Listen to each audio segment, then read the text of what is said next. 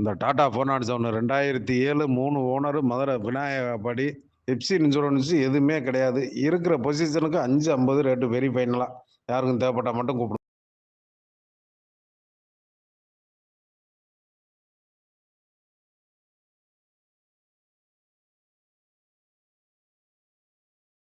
இந்த டாடா ஃபோனான்ஸ் ஒண்ணு 2007 3 owner Madurai விநாயகப்படி. Pepsi insurance எதுவுமே கிடையாது. இருக்கிற பொசிஷனுக்கு 5.50 ரேட்டு வெரி ஃபைனலா. யாருக்கும் தேவைப்பட்டா மட்டும் கூப்பிடுங்க.